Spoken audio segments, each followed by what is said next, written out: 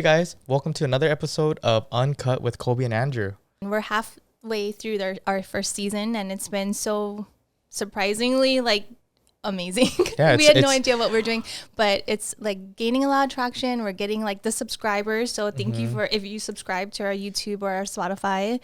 And yeah, we're learning more and more about this podcast world. Yeah, thank you for listening, and thank you for reaching out to our personal accounts. It's always cool to see and hear about how these episodes affect you, and how people especially DM, when it's not just our friends, which we thought would just be our friends, but we'll get new friends writing in, and it's been really, really fun. Yeah, it's very fulfilling, and it's keeping us going. So thank you so much, and we're stoked, and there's a lot more episodes coming, and we don't plan on stopping. So thank you. We're getting better too, I hope. I think so. You're getting better. Yeah, I know. We both are, and yeah, getting more comfortable being in front of the camera and recording, listening to your own voice. It's a learning experience. It has been a learning experience, and we're learning every episode. But yeah, and thank you to our guests who have just come on, not even knowing really what this is all about, and being vulnerable and sharing their stories. And I think it's I think people are inspired and entertained by you. So thank you. Yeah. So tell me about, life as Andrew Tran. All the things. I know you have 1,000 things that you're working on every day. So what are some fun projects you have? Yeah, it's always been crazy, but for Redefined, we actually just threw our first golf tournament. Yeah, that was huge. We collabed with our friends at Pilau Golf Association, and it was just we love golf. We've been wanting to throw some kind of event for the longest. We've been to a couple golf tournaments, and it was just why don't we try and do our own? And so we did it. It was a month of planning. It was kind of crazy. It was a big learning experience. That's a huge undertaking because you have to get sponsors and what went into that? What are the pieces that had to go into that? Yeah, so pretty much we figured out the name. We figured out what organization we wanted to work with, and then once we got all that messaging down, we just started reaching out to all of our friends hey, we had this tournament, would you like to sponsor? And it just kind of snowballed from there. We had to figure out the prizes, and then we were okay, we have 36 golf teams we need to fill. It's gonna be hard. 36 golf teams is how many people? 100 four.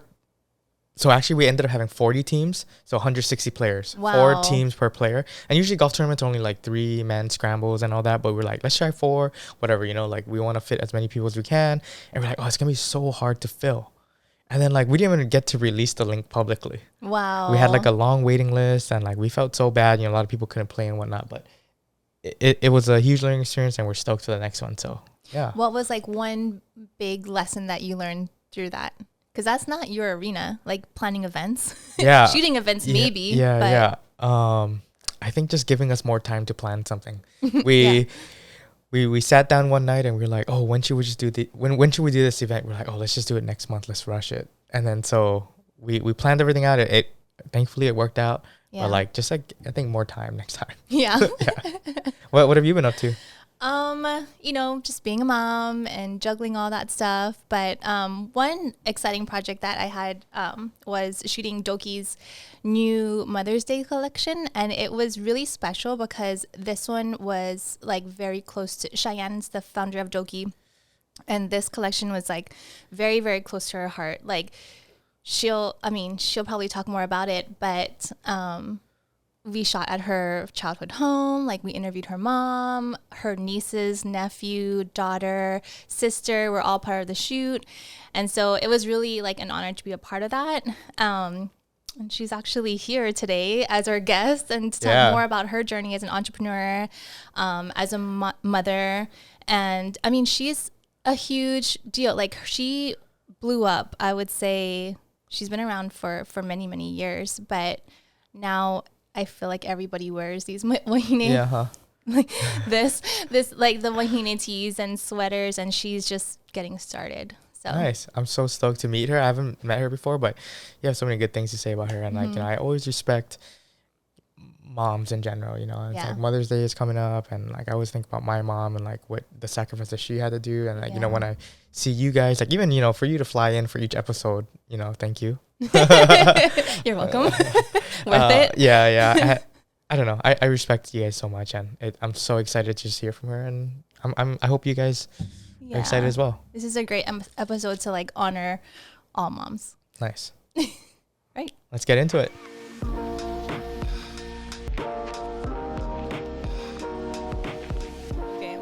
Cheyenne, thank you for joining us at UNCUT. Thank you for having me. And welcome home. Thank you. It's so good to be home. So good to be here. Yeah. I'm so excited. Stoked. Yeah. Glad you're here. Thank you. Yeah.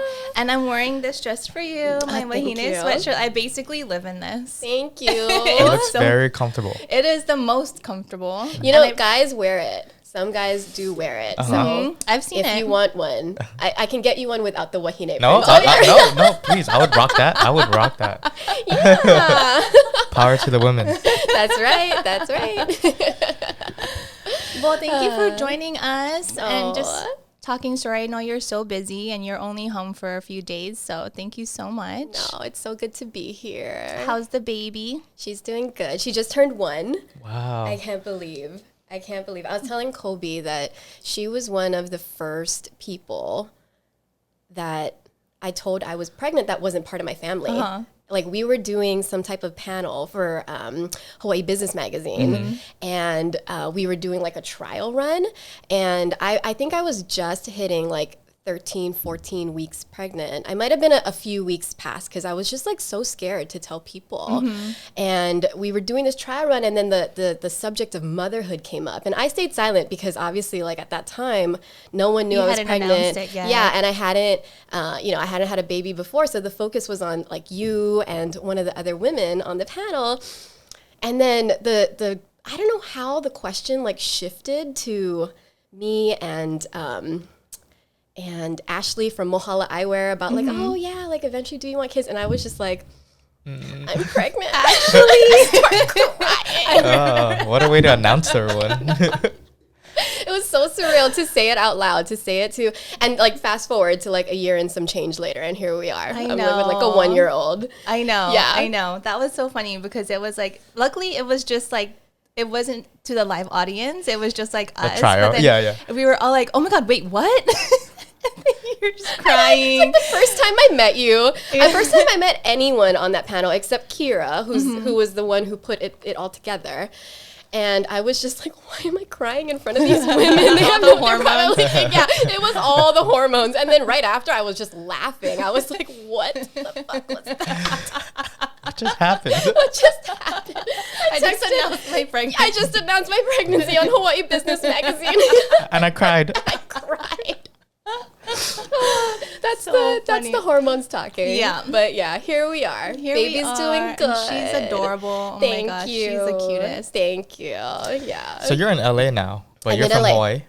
Yeah, I grew up here. I went to Aiea High School. Nice. Went to UH, studied finance, hated it. Realized that I just want to follow my passion, which was in fashion. Like one of my first jobs was working at PacSun in Kahala Mall. I don't know if you remember if that was there. Like when the mall flooded, I think PacSun closed down, which was super sad. But that was one of my very first jobs. And it was working there that I was like, oh my God, I just want to be in corporate retail. I want to be in fashion. At the time, The Hills was really popular. Do you guys remember that show? Now with you're Elsie? dating yourself. And now I'm dating myself. I know, This is the original Hills. Yeah, right. There we go. Like the Valley, Palolo Valley. That's me. So, she was a buyer or whatever in LA. I was like, oh man, I want to do that. I legit went to the fashion school that she did. That's how I found out about it. Yeah. So when I realized that I didn't want to be in finance anymore, I broke the news to my parents, which was a little tough, but they finally got on board, and that's what brought me to LA. I went to fashion school for 1 year, and halfway through that, I scored my first like dream internship with Lucky Brand Jeans, which was like a big deal back in the day. Like, Yeah, I remember. right? Yeah. We were just talking about that. Like, oh my gosh, you remember those like Lucky Brands where you like zip it down and it said like Lucky You? Lucky You. I know. I missed that. Do they even make it anymore? No, they don't. They're like, sorry, no offense, like, but they're so junk now. Like I don't even step into their stores. I don't know what happened to them, but I know, sorry. Lucky Brand Jeans. jeans. That was my first internship. And then I was lucky because like I just imagine the zipper going down. I was lucky. Lucky me. I know. Lucky me. I got hired right after fashion school. Not with Lucky because they were in the process of like letting go of people at the time. Remember like 2010, like 2009, 2010, it was like a huge recession. So Yep. Yeah. good luck to anybody who was graduating college then getting a job. Nobody was and all hiring. That. Yeah, that was part of the reason why I went back to school because I was like, I don't know what I'm doing with my life. I was just working at Starbucks part-time here. And then that's when I was like, okay, I'm going to go to fashion school. And then I graduated from fashion school a year later thinking the economy would be better. And it wasn't. So, but at the time, there were very few fashion companies in LA that were killing it. And True Religion was one of them, believe it or not. That's You remember another jean with the horseshoes on the butt. Yeah. Yes. Brittany was rocking it. Yeah, you the wear low your rise, a super low rise. with your Ed Hardy hat. Yeah. So it was, God, like why? But I was like, whatever. I just want a job. So I started as like at their corporate. I started as like a retail assistant there, and I thought I made it. I was like, this is my dream. I was literally living my dream. I think I was getting paid like $12 an hour. Oh, wow. But I didn't care. I was like, you were in this LA is where I at want to True be. Religion, yep. Yeah. They were literally like making the denim right there, fitting it on the models right there, and I was like doing whatever to just help and like prove myself, right? And that was a huge brand back then. Oh, I mean, they were the biggest. they're still around, but like during that time, it was like everybody wanted to be was in rocking those it, jeans. Yeah. Oh, totally. Yeah. Were It was like the perfect you were like time. in high school during that time. I was graduating high school, right? 2011. I know, so sweet. How old are we? I know every time Kobe has a guest on and they're talking about things, I'm like, oh yeah, I'll just play along. I don't know what's going on, but yeah, totally. I'm just kidding. I I'm had just those kidding. I'm same just kidding. problems. I know. You're so lucky you were in high school back then because, oh man, the job market was rough. I was like, yes, I will take this $12 an hour job, even though I have 2 college degrees. You know, I didn't care. But at that point, so before that, you didn't really know what you wanted to do. You just kind of went into finance because of your parents? I went into, so rewind. I went into finance because my mom is a financial consultant. So she does wealth management and all of that. And I saw her lifestyle growing up, right? Because she was doing it for, 20 years or whatever. And I was like, I want that life. I want to travel in first class always and go to all these exotic places. Like, little did I know, like, it's so boring. Like, it's just not for me. Yeah. You know, I'm sorry to people in finance. Like, it's just, you guys are so smart. It's not for me. I didn't like wearing the business suits with the pantyhose and stuff. You know, I'm sure it's like so different now. Like, it's a little bit more lax, but back then, like, that's what it was. And I was like, I can't see myself doing this for the rest of my life. Yeah. I did my first internship when I was still at UH in Chicago. So I lived in Chicago for the summer, and I worked at the Board of Trade. I was one of the only, I mean, just as an intern, I was one of the only women on the floor. I was going to say, that's a super male-dominated industry. Super, yeah. And I was like, I'm not about this life. I don't like this at all. I don't care how much money. It's just not worth it to me. And I'm like, what I want to do is I want to be in fashion. I don't know what I want to do in fashion. As soon as I saw the Hills and I saw what she was doing kind of like as a buyer, I knew I didn't want to be a designer, but as like a buyer, something of some sorts, because there's a bit of creative and there's a bit of like analytical piece that goes into that role. And so once I discovered that is an actual career, that's what I focused on.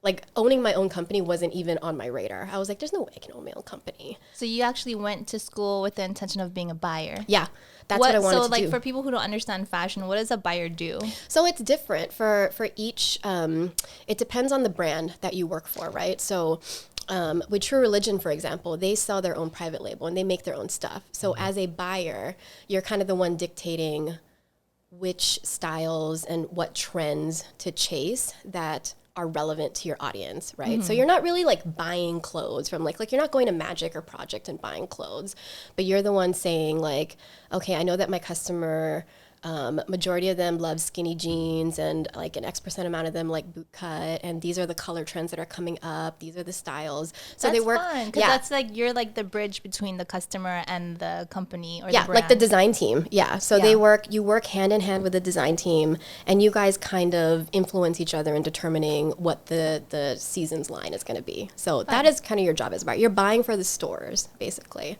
So that is essentially what what I wanted to do. And that was my goal at True Religion. So I was at True Religion for like 3 years, just trying to achieve that goal, trying to at least make it to assistant buyer. I made it to what they call like an allocation analyst, which is, it's a super analytical position. And I'm so glad I went down that road because it taught me Microsoft Excel, which if anybody is listening and you want to start your own brand or you want to be a buyer or anything, I highly recommend that you become an expert in Microsoft Excel. That is such an underrated productivity tool. It is. Like the things that it can do. I'm still learning about that too, but even in production, all the production is like done in Microsoft Excel. Yeah, totally. Yeah, it's how we did all of our buys. It's how, as an allocation analyst, you're basically the one planning inventory for stores.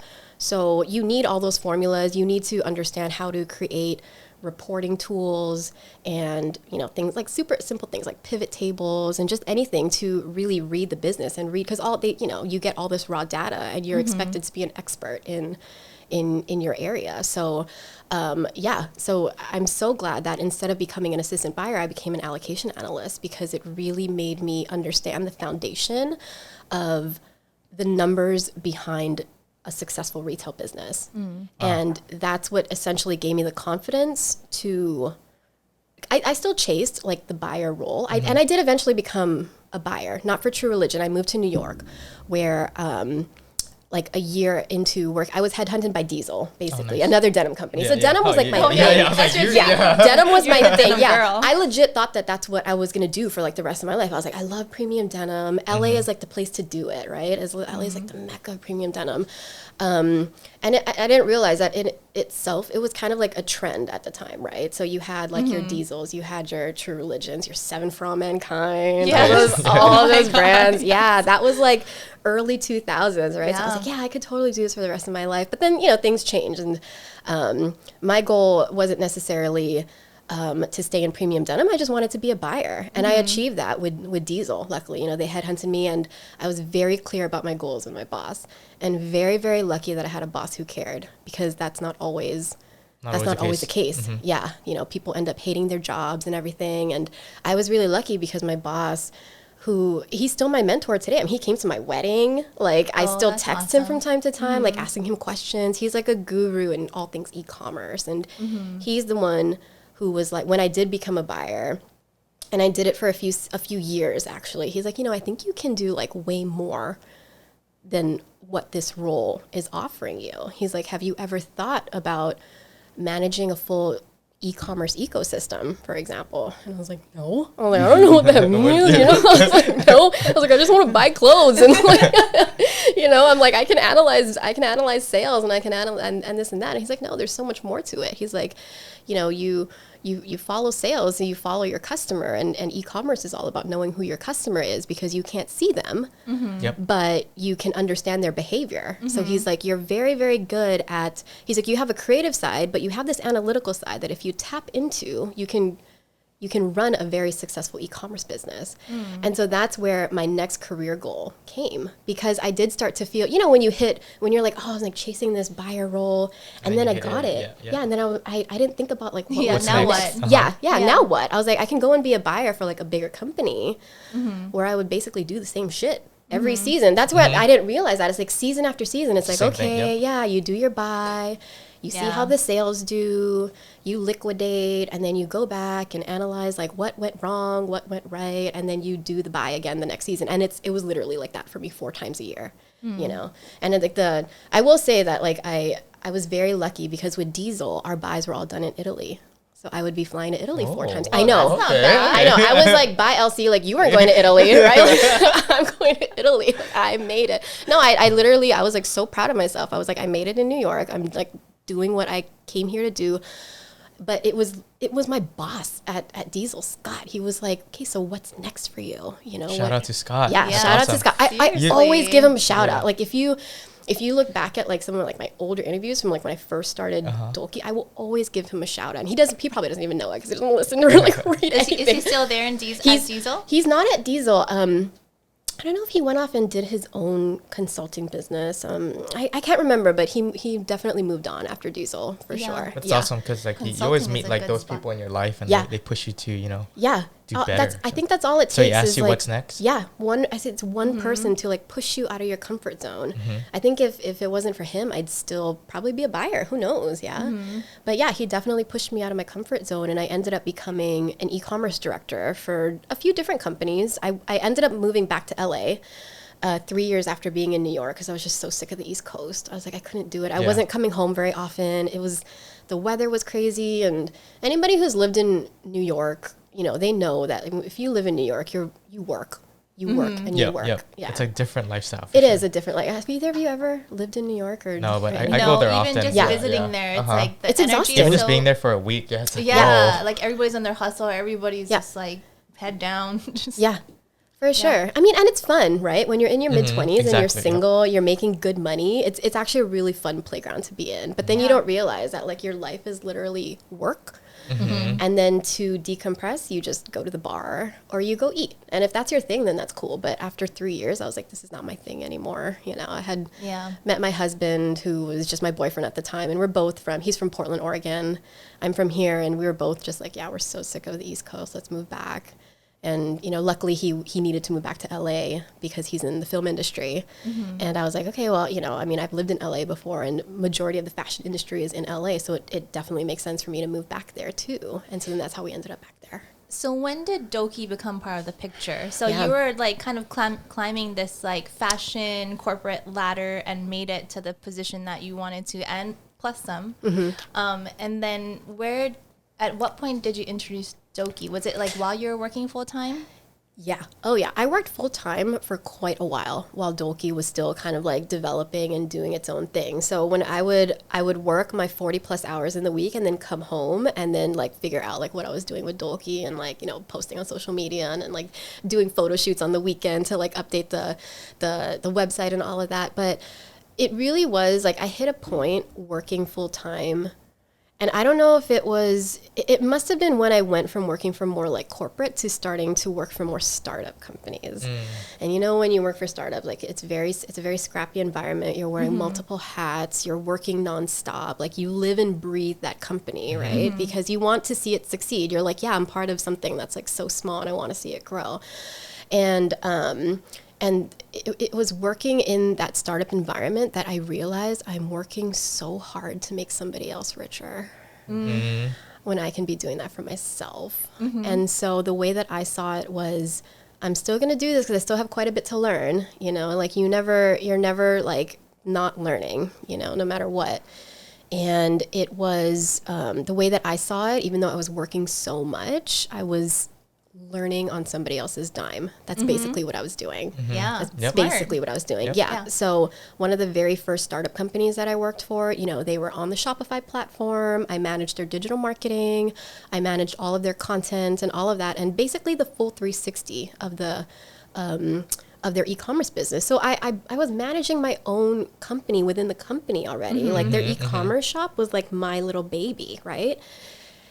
And I was with them for 3 years, and I mean, I did really well with them. You know, the first year I 8x their business. The second year I 5x their business. I was like, what the fuck? I did this for myself. I'm doing this for other people.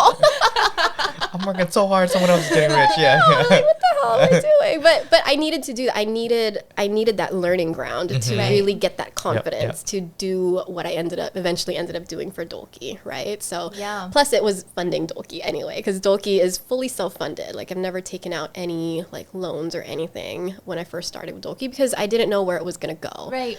And it was originally wasn't like an online retail, it was a blog, right? It was, yeah. So Dolkii, the blog, I launched actually when I was in New York. So New York, with its insane weather, there was this like month-long period in January where there were like weeks where we couldn't even go to the office. It was so cold. It's so cold. So That's cold, crazy. yeah.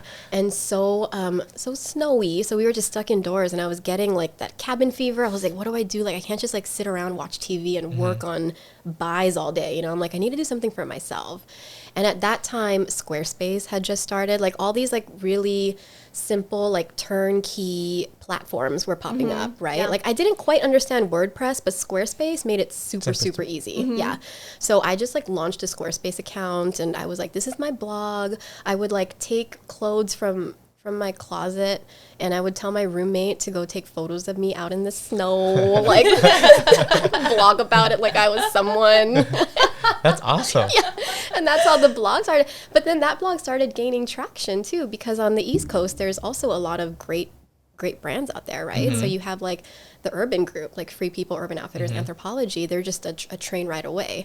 And I anyone who knows me knows I love Free People. Like that is like my style. That's I get a lot of Dolki's influence actually comes from like Free People.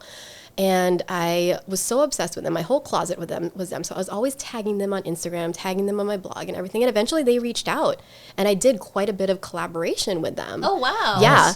That's huge. Yeah, that's awesome. Oh, yeah. I was like, I made it again. It's like, hey, I'm doing something right. I'm doing something right.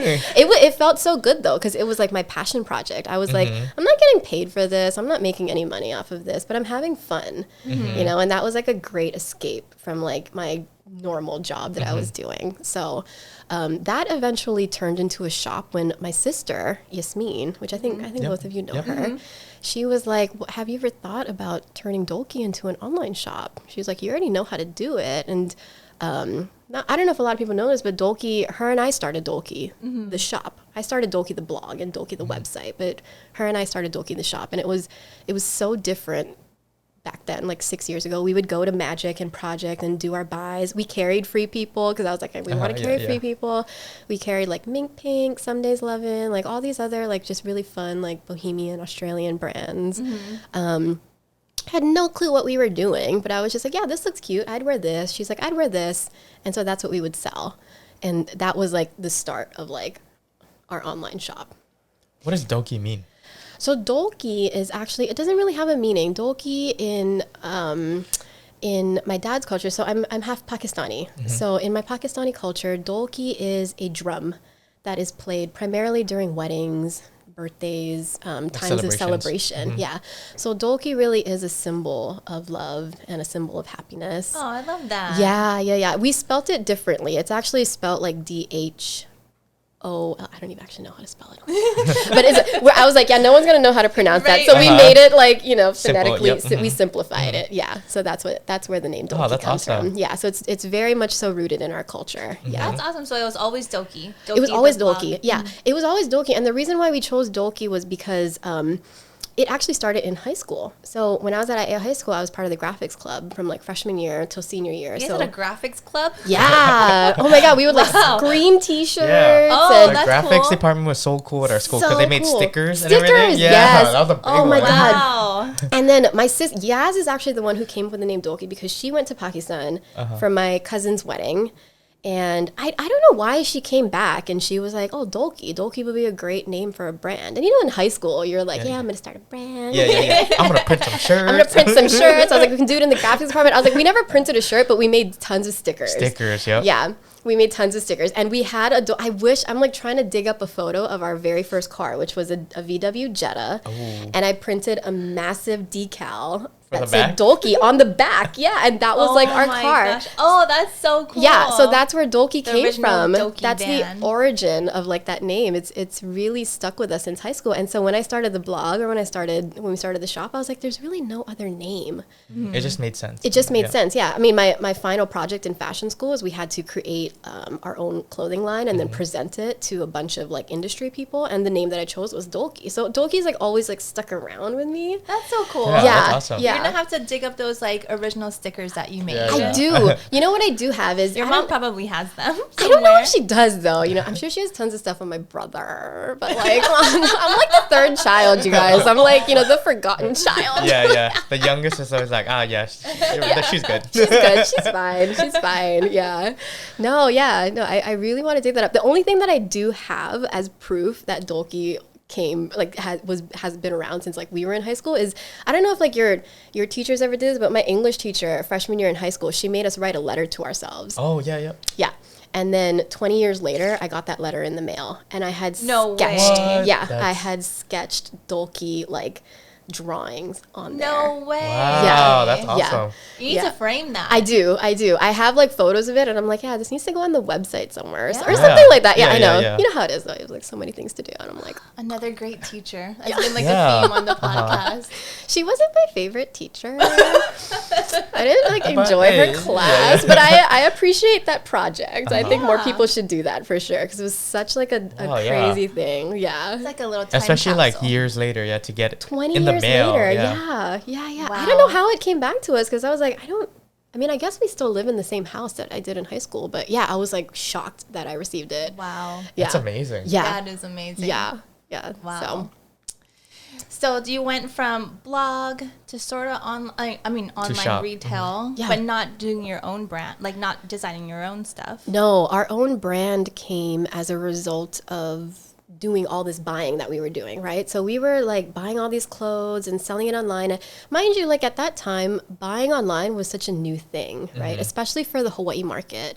And that was my goal. I was like, I want to be like one of the first brands that really make it as an online shop. Because back then it was like, oh yeah, I have my own brick and mortar, whatnot. I remember we did like Honolulu Night Market back when that was a thing. We did that a couple of times, and every single time people would be like, oh, where's your shop? Where's your shop? And I'm like, oh, we're online only. And they're like, what is that? You can buy things online. Yeah, one of my first customers was like, oh, can I mail you cash for this? And I'm like, you just do the credit card. And it's in the computer, you guys. It's in the computer. Like it was such like a foreign concept at the time, right? Because people Oh, were wait, just a little tad bit behind. a little Things bit, didn't even yeah. ship to Hawaii. Some of the websites didn't even ship to Hawaii. No, we can ship it to you. true. But no, you know what? What's so funny is like I actually realized that that's part of the reason why they didn't understand the concept is because.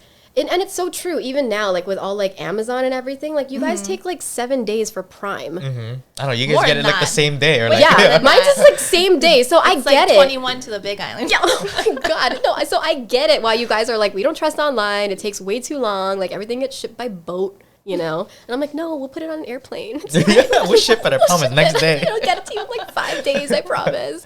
But that's where, but I saw an opportunity there. I was like, no, if we can really gain the trust of these guys and make it as an online shop, then that is my goal. So, you know, we offered free shipping for all Hawaii addresses for the longest time and all of that. And that's what really like got people to be like, oh, okay, like I think I can shop online. I think I can do this.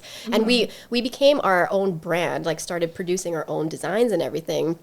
Like a few years later when we just realized like the stuff that we were selling was just not really resonating with the customers, right? Like let's say I bought like, I don't know, like 100 different styles, like 5 of them would do really well. So I spent those few years like kind of just paying attention to like what was working, what You're was being like, a buyer. I was being a buyer, yeah, I was doing my thing. Using your We experience. We were losing a lot of money, but hey, that's why I was still working full time.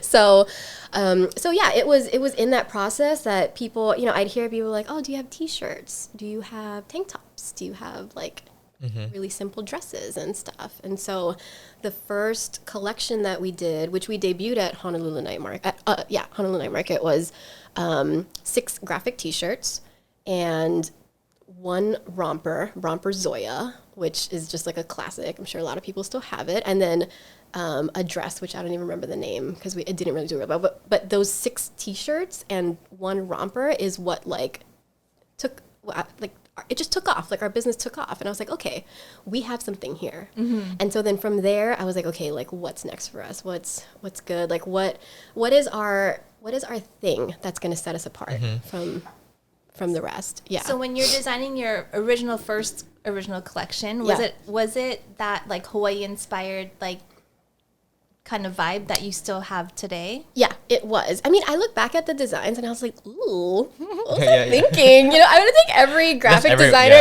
everybody does that. Like, what was I thinking? But at the time, I was like, yeah, this is great. Like, I was like rocking it. And I was actually getting inspiration from old Lucky Brand t-shirts.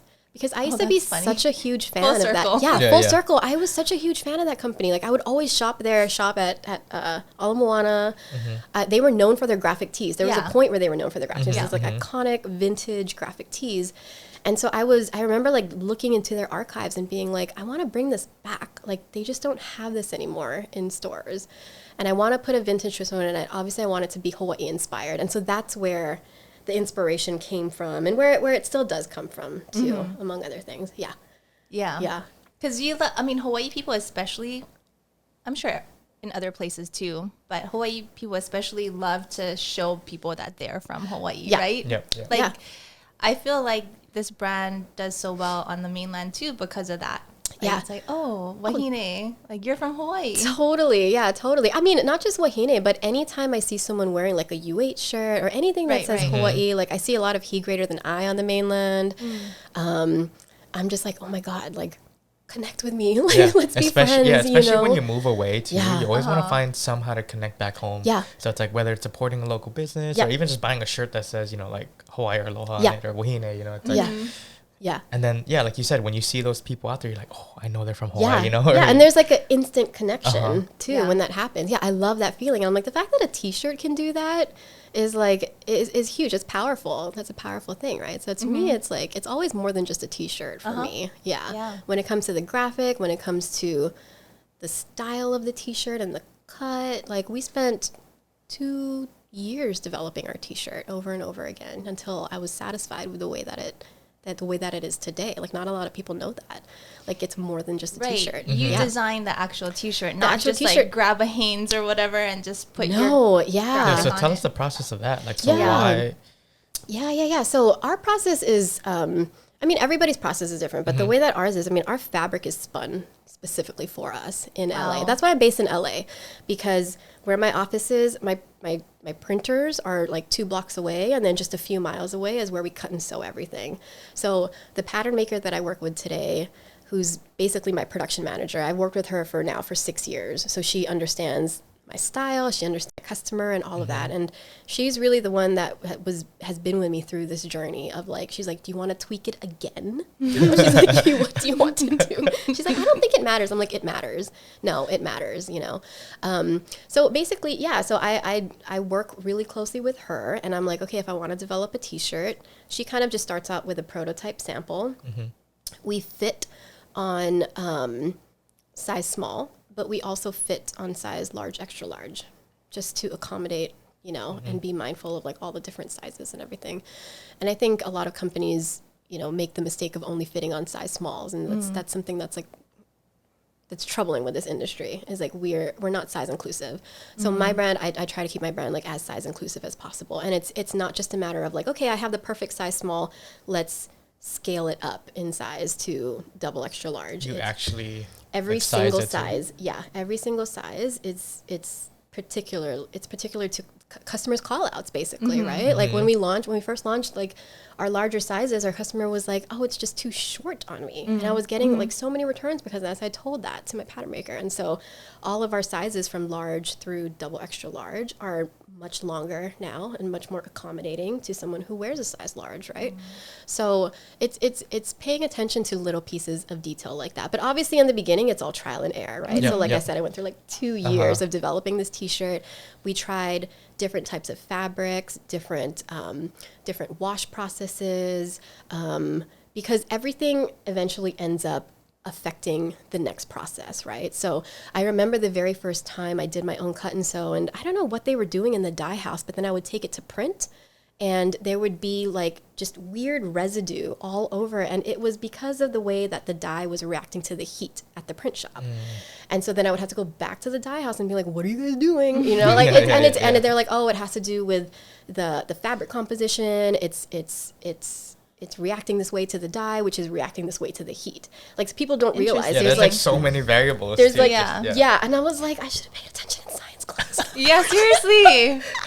Pay attention in science, you guys. Like, it does apply eventually. You do use it. You do use it. Yes, in chemistry, you do use it. Yeah. So I had to become like an expert in every single piece of that. And obviously it gets easier, right? Like now I know what to look out for. I know what questions to ask, and I'm pretty well versed in like what fabrics to use, what I know will lay well on the body, what will go well with graphics, and what will go well as basics. So yeah, that's essentially the process. Nice. Yeah, that's so cool. I don't think a lot of people realize that you are like creating something from scratch from the very from the with t-shirt. so many things in mind. So many things in mind, yeah. And not a lot of people realize that there aren't a lot of brands these days that are 100% domestic. So all of our manufacturing is 100% domestic. Like a lot of brands, you know, and there's nothing wrong with importing either, but it's just the way that I wanted to build my business is I wanted full control. Yeah. Which is a good thing and a bad thing. I'm learning. I'm learning It's to balance that. It's the balance. It's Yeah. the balance. Yeah. But I knew that I wanted full control and full visibility of 100% of my production pipeline. Yeah. And that really came in handy when COVID hit and everything shut down, right? So yeah, every brand does different things, whether or not they're importing fabric or whatnot. But for us, we run everything domestic. That's awesome. Yeah. That is Yeah, I'm awesome. super proud I'm of sure that. you pay a much higher price for that. But Well, we do, but that's why our t-shirts are $49, right? When people ask, I'm like, it's a mix of these years of me developing and building this brand to, down to the raw material. It's more than just the raw material. Yeah, and we pay extremely fair, livable wages to whoever's making your piece of clothing. And that's important to me. Yeah. That's important to me. It's hard. It's hard as a small business, but it's important. Yeah. Yeah. Stick to those values. And Yeah, and that's so like a part of your brand too, because you do give back a lot. Yeah. And I know that you collaborate with a lot of nonprofits and you, I mean, let's talk about that a little bit. And like, 'cause I feel like that is a huge part of Doki is that like ethical, I mean, like philanthropic kind of part to it. Yeah, I knew I wanted the brand to be more than just a brand, right? And I think I have to give credit to one of the very first startups that I worked for that was a give back company. So back then, you know, Tom's was such a huge deal, right? Tom's was the very first one-for-one company. Like you buy one, they give one type of thing. I worked for a very similar company too in the space of like school supplies. So when I saw the impact that they were having, not to say that like, I mean, to be honest, you know, like giving back to kids wasn't my passion. You know, I knew that like helping women was my passion, but the fact that the way that they were impacting the cause that they stood for, to me was phenomenal. I was like, if all brands did this, like just how incredible it would be, right? What was that company, nonprofit? Can you say The one that they give back to, or the one that you worked for? the startup. Oh, the startup that I work for, they were called UB. So I don't know if they're still around. So they're exclusive to Target.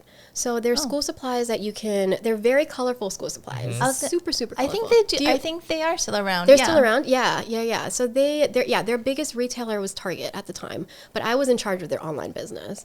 And their part of their marketing message, part of their whole like core values of their brand was their give back. So they worked with the Kids in Need Foundation, and basically for every school supply that you purchased from UB, they gave school supplies to kids in need.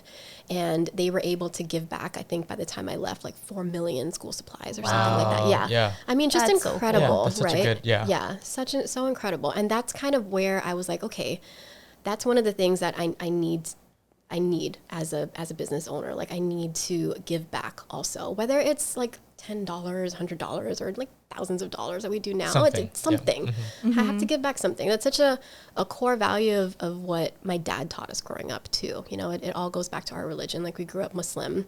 So part of our Islamic religion is giving back. No matter what, you always give back.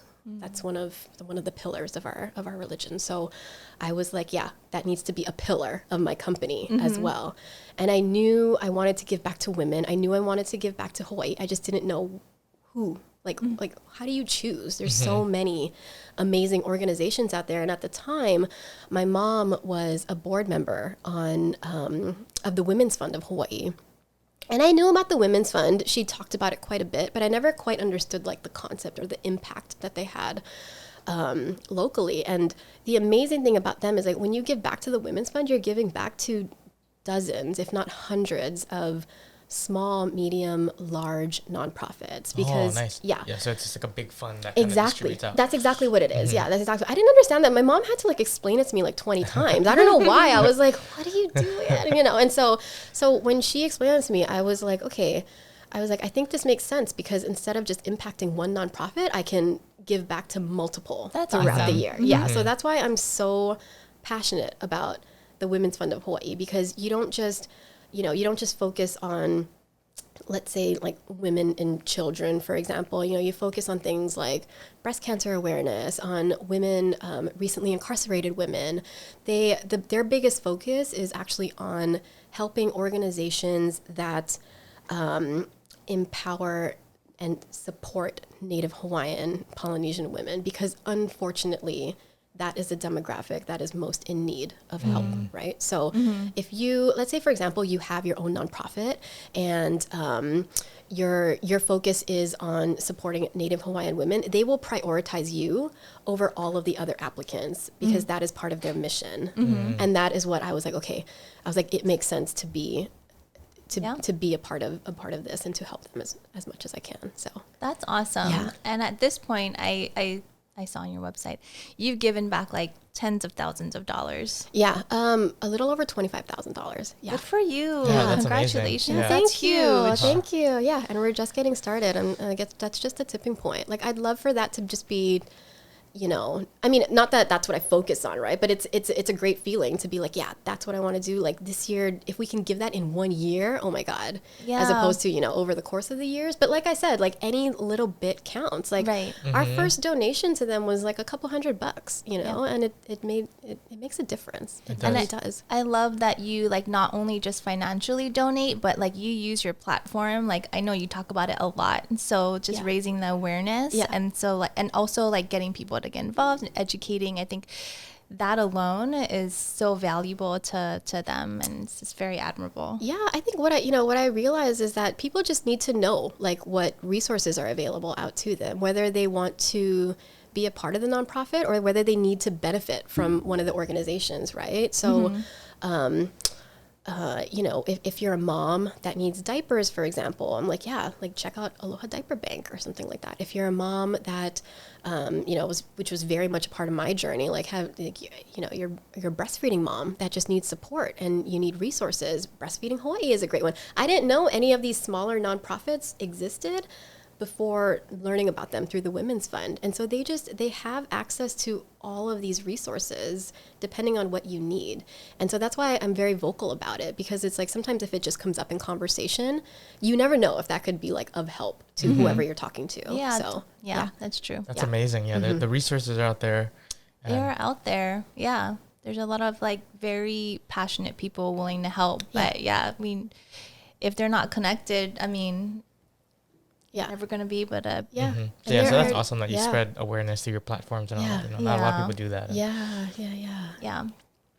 So now you mentioned that you're a mom now Yeah. and running this very successful online business. Oh my God. So It's so hard. I tell Kobe that all the gonna time. I sugarcoat respect it. all the moms out there, you know, like Yeah.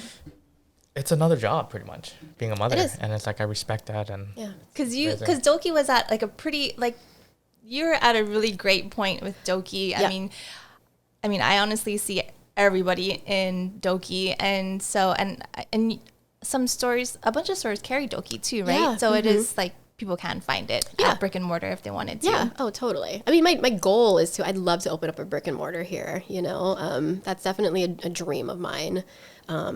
Whether it's short term or long term, I don't know. I go back and forth. I almost did before pandemic hit. I was Good thing you no. did. Yeah, good thing I did it. Yeah. But I mean, that doesn't mean that it's like off the radar Right. completely. It's just Right. there's so much going on now, especially being a mom and trying to like Yeah. balance all of that. It's like setting those priorities and like more realistic goals. I think slow growth for me is like my new thing. Like just slow and steady growth. I Yeah. love that. Yeah. Yeah. Yeah. Then it's sustainable and Exactly.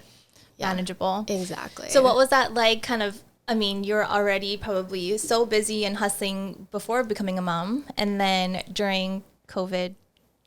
Yeah, during COVID, I got pregnant. Like, like a lot of women, actually. No. It was, I mean, you know, actually, I don't know if you felt this way too, because you started Aiea Studios before becoming a mom yourself too, right? So for I think me, it was like 5 years into it. Yeah. So it was, but I mean, it was like 80 hours a week I was spending like building my business. Yeah, So, and then same. before having before having kids. yeah. Yeah, same. No, same. And then, so I had a lot of hesitation with, I knew we wanted to start a family, right? And both my husband and I have careers that are out of the ordinary, right? Like both Not a very 9 to demanding, 5. not a 9 to 5, very random. And so when I was thinking about having kids, that was my biggest like fear. Not fear, and I don't want to say fear, but it was a fear of mine. I was like, how am I going to be able to run this company and take care of a kid? And I didn't know who to reach out to ask for advice. Because a lot of the moms in my network, you know, they do have like either those normal 9 to 5 jobs or whatnot. But I was like really looking for someone like you who started a business before having kids and was still able to maintain that business even after 2. So I was like, I was just like starving for that. I was like, I need that reassurance almost. And I need like advice on how to do it. Like I thought about like so many different roads. I was like, okay, I'm just going to completely shut down Dolkii for like 6 months postpartum, focus on my baby, and then ramp things back up. And my dad, who is also a business owner, he was like, I don't know if you should do that. Yeah. Yeah, well, can you just move up to LA for a little I was like, do you want to run my too? business for me? So, I mean, eventually what ended up happening was I had to start learning how to trust others and hire others. Like, you know, going back to building a team. Yeah, going back to the whole control. Like for the first, I don't know, 4 years or so, I was doing everything myself, filling orders myself, answering customer emails, you know, producing all the shoots, like designing everything, doing everything because I was working 80 plus hours a week and loving it. But then I was, you know, when I thought about it, I was like, okay, what support do I need? If I know that like I have a baby coming, I can't physically be at the office anymore. So I need somebody that I can rely on that to really just like run the operations. I can still do computer work from time to time and check in, but like physically, I just know I can't be there. Right. And so probably like right before I got pregnant, I was already like thinking about that. And so I hired my first employee. And that was huge too. I mean, I think as a small business owner, you're like, oh my God. It's such a big step. It's such a big step. Oh it's a scary step. It is, right? But it's like so crucial. It is. It is. You need that help, you know? And it took talking to a couple of different business owners because I was like, I don't know if I can afford it. They were like, you probably can't at the moment, but give it a few months and your output is going to eventually let you afford it. Right. We had that same talk with Jana, remember? Yep. And she had kind of the same situation because she had Jana Lamb going and then she had her babies. But then it was sort of, I mean, I don't want to speak for you, but like for her, it was a blessing in disguise. Yeah. No, absolutely. Because it allowed her and her company to grow exponentially because like you start like trusting and delegating. We talk about this, like Kobe's my business mentor as well. And like, I'm in that same position where it was like, okay, I'm working, exactly, like 80 hours a week, you know, like, oh, start a business, you know, it'll be fun, you know. It'll be fun, like, they said. And then you're like constantly working and you're doing all these things and you're doing everything. And like, especially in the creative industry, it's hard to kind of just like let go and like delegate. There's that element of like, well, they probably can't do it as good as I can do it, so I'll just do it, you know. But it's like, there's a point in your company's growth where you need to hire and you need to build a team and grow and like trust them and or else you're the one who's really like hindering that growth. Exactly. Absolutely. It took me a while to realize that too. All I kept thinking was like, can I afford to pay payroll? You know, that's because that's all that you look at, the numbers. Super valid. So, you know, I just luckily just was convinced to take that leap. And my employee that I have now, Nalisha, she's been with me for a few years now. And I don't know what I would do without her. Honestly, I don't. She is incredible. I don't even, when I gave birth, I didn't step foot in the office for probably 5 months. Wow. She just like had everything going smoothly, like doing pickups, dropping things off at the printers, like QCing everything, you know, basically doing things that like I would normally be like looking over her shoulder doing, but she just like had it in the bag. And that's where I really got the confidence there to be like, okay, I think I can do this. We can do this. And that's what really kept Dolkii going is just, you don't need, and I hope people know this, like you don't need a huge army behind you to get things going. You could just have 1 or 2 like key people. And if those people are like rock stars and like legit, like Nalisha is, I'm so lucky to have her. Then you're good. You're good. Yeah. That's all you need. I always talk about my office manager Sharon. Yeah, we always have like that one employee. Yeah, you have that one employee. Like, oh my gosh. Please never leave us. I know. It's like you want them to grow, and it's I will grow you, I promise. Yeah. And like looking at my accounts, I'm like, can I grow you? I know. Yeah. Every time we joke about this, but every time I go on vacation, she always gets a raise because I'm like, oh, everything is fine actually. While I was gone, like, or when she goes on vacation, oh my goodness, I know. Come back, you're coming back. Yeah, right? Yeah. When are you coming back? Like, I know her flight number coming up. Okay, so when you get back. I have all these emails saved in a folder for you. I know. You need those as small business owners. Like, you need those key people, you know. So, yeah. And I hope that I'm, like, mentoring her, too, the way that I was mentored. Like, I always think back to my days of, like, when I was learning and all of that. And she asked me so many questions.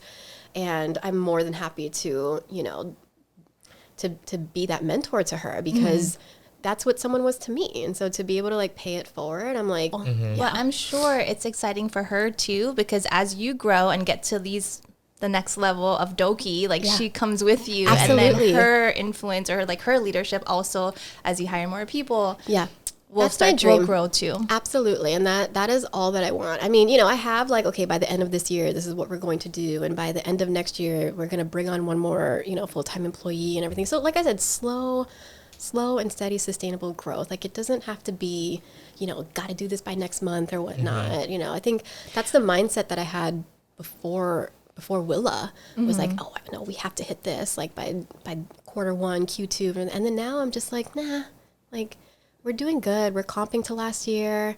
You know, production is going smooth right now. Like I can't complain, you know, it's slow and steady growth. Yeah. You got a lot on your plate already. Yeah, as long as you're growing. Yeah, as long as you're growing. Yeah, absolutely. I know that's hard too.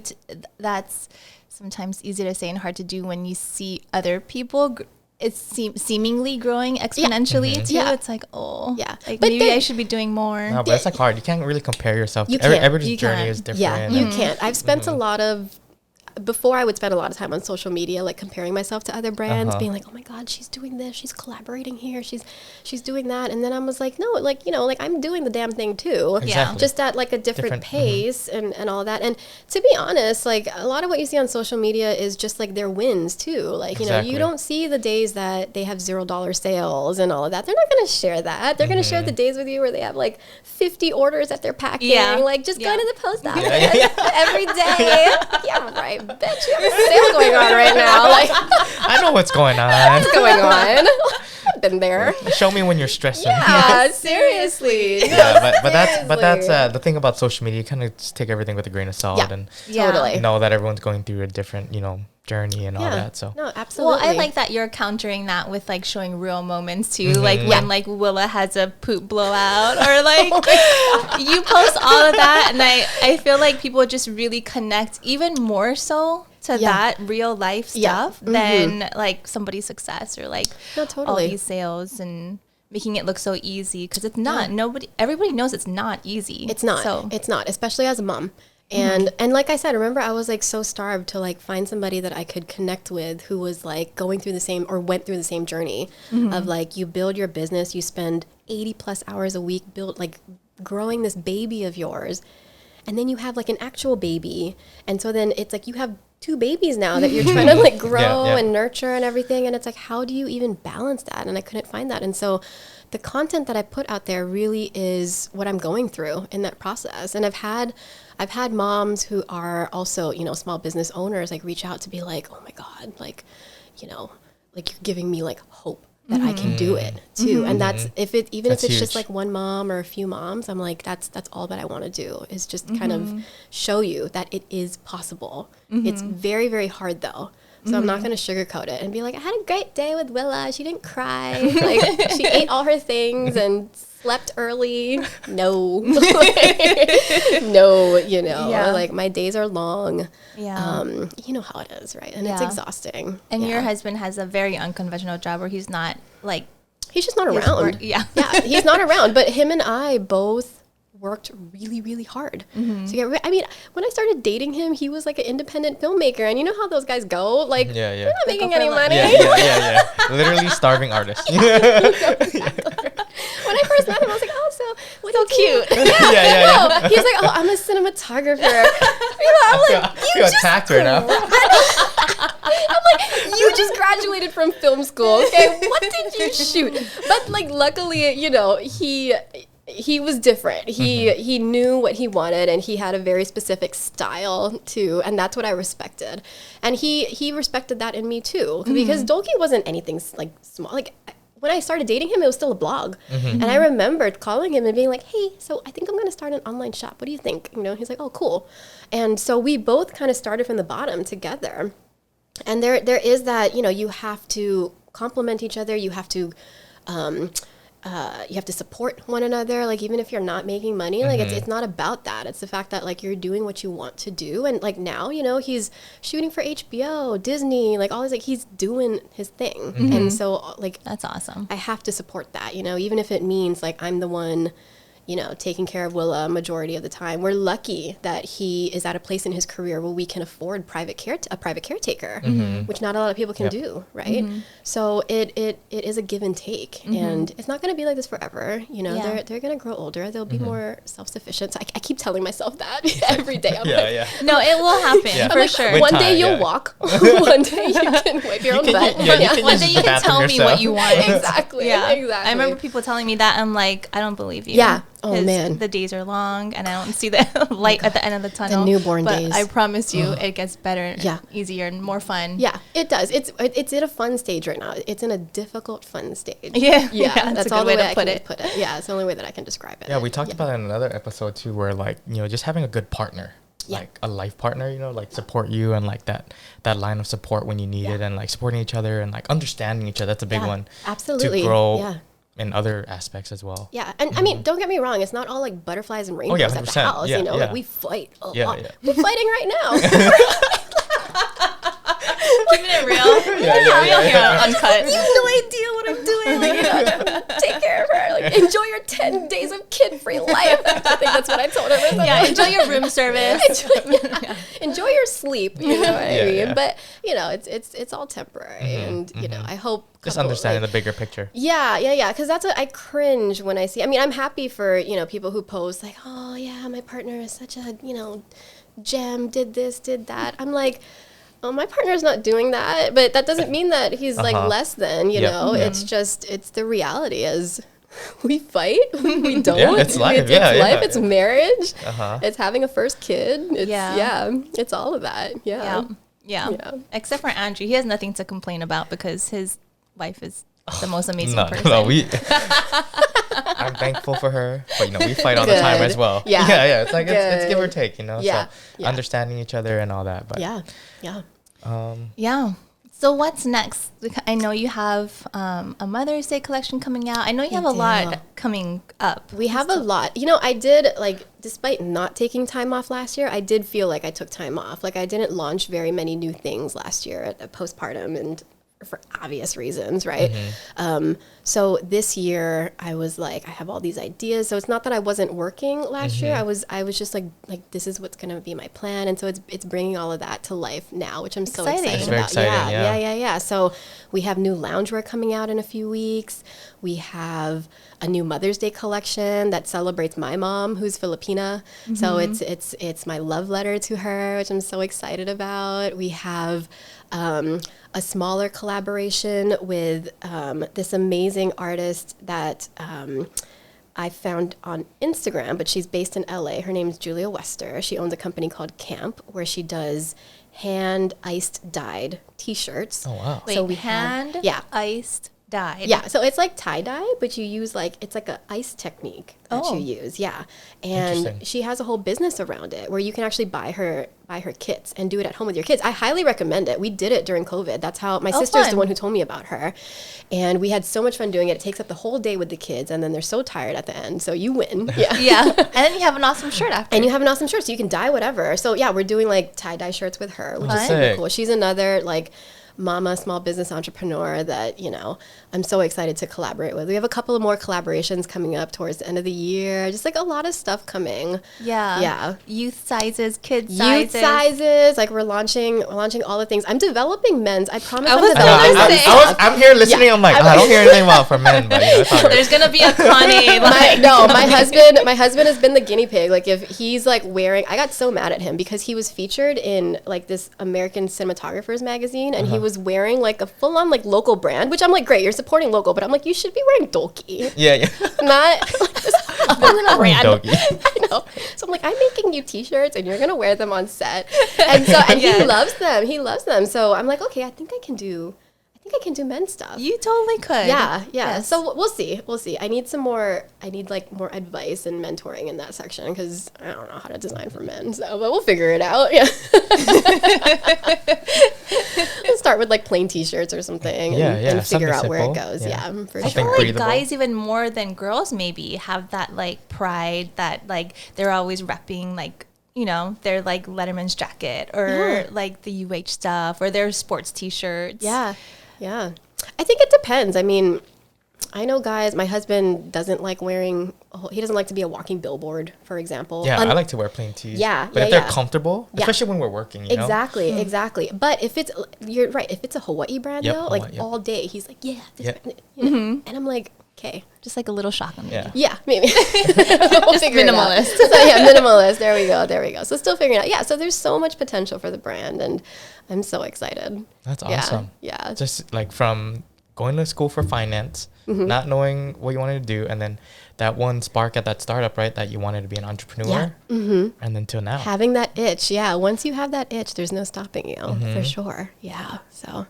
Yeah. So do you have any advice for like people in your situation where they might be working like a full-time job right now and like they may have some ideas of their own, but you know, they're too afraid to take that step or. Oh, you just got to take the step. You just got to. Yeah, you just have to. And there's no step too small either.